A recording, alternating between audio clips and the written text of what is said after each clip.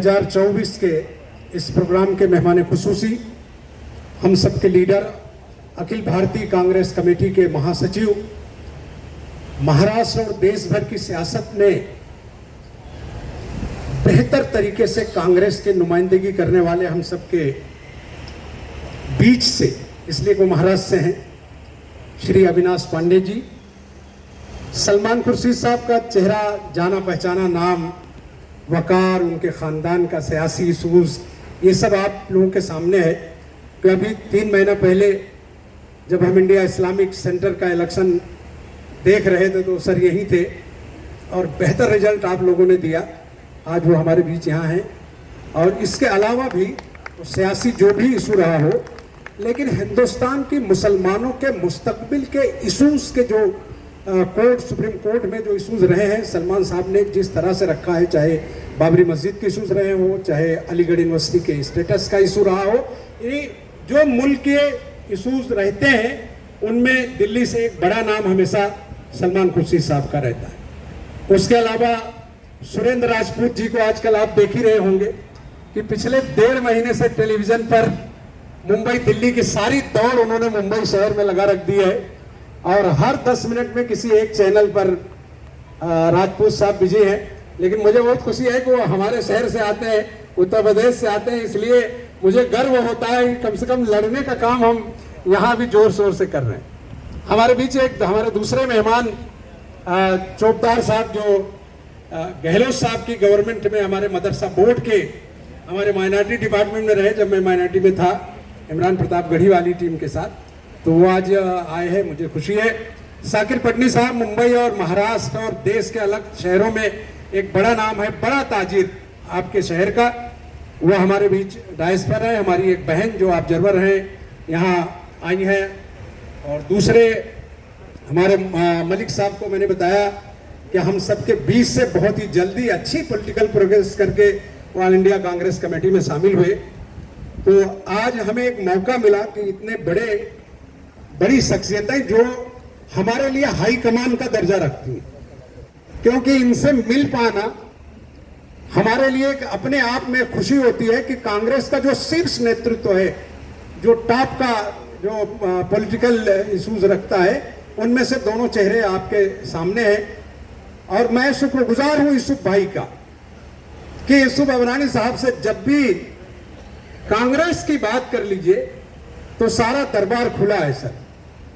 फिर जो करना है पार्टी के लिए, जिस तरह से करना है, जहां जरूरत है, वो मुंबई के हर हिस्से में हर जगह मजबूती के साथ खड़े रहे। आज ये इदारा जो आप देख रहे हैं, अगर इसे 3-4 साल पहले जिन लोगों ने इसे देखा है तो लोग ये कहते थे कि मुसलमानों का भटियार खाना है, यानी यहां कोई आने को तैयार नहीं होता था, कोई बैठने को तैयार नहीं होता था।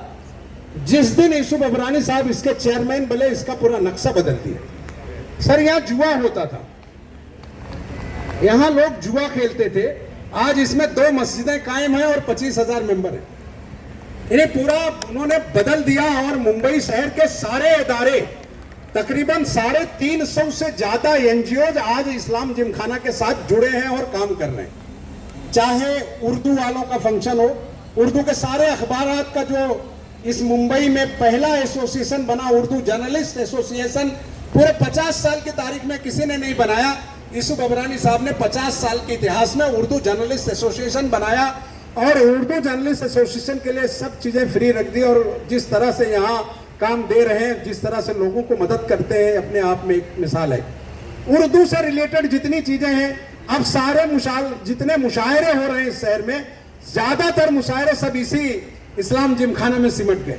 अब सब यही सारे प्रोग्राम हो रहे हैं और सबके लिए उनके दरवाजे खुले हैं। मोस्टली तो यूसुफ भाई फ्री ही देते कि भाई आप उर्दू का काम कर लीजिए।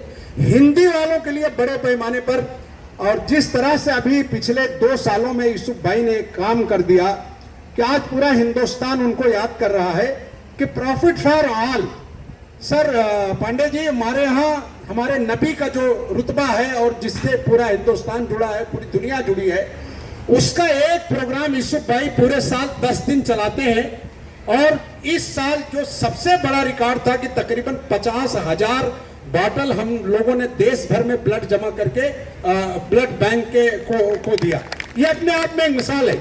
उसके अलावा बड़े बड़े प्रोग्राम्स किया, जिसमें एक प्रोग्राम जिसमें कम से कम शहर के 250 से ज्यादा जर्नलिस्ट, वो जर्नलिस्ट जो कभी मुसलमानों से नफरत करते थे, उनके मोहल्ले में जाना पसंद नहीं करते थे, जब उन्होंने यहां प्रोग्राम देखा और आए और डिनर में शामिल हुए, तो उन्होंने कहा यूसुफ भाई आपने इतनी देर क्यों कर दी, इसके लिए आपने बताया ही नहीं कि इस तरह का भी कुछ हो सकता। हमने मस्जिदों की विजिट कराई, सारी मस्जिदों के दरवाजे खोले उसी से, और सारे जर्नलिस्टों को और हमारे हिंदू दोस्तों को खार करके जैन और दूसरे समाज के लोग जो नफरत पैदा करने का काम कर रहे थे, उनको भी ले जाके हम न मस्जिदों के अंदर बिठाकर कहा कि ये देख लीजिए, इसी को आप हमारे खिलाफ यूज करते हैं, इस्तेमाल करते हैं। ये सब दरवाजे हमने आपके लिए खोले हैं, आप आइए, अगर एक भी जगह आप साबित कर ले गए तो हम सब छोड़ दें।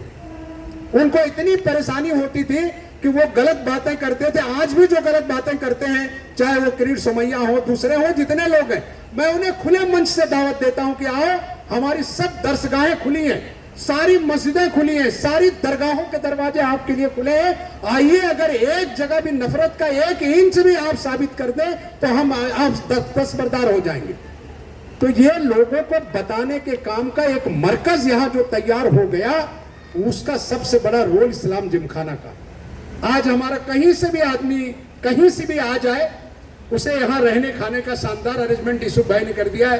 हमारे पास शानदार कमरे अब तैयार हो गए हैं, पहले नहीं था। अभी हर तरह की सुविधा आपको इस जगह पर है।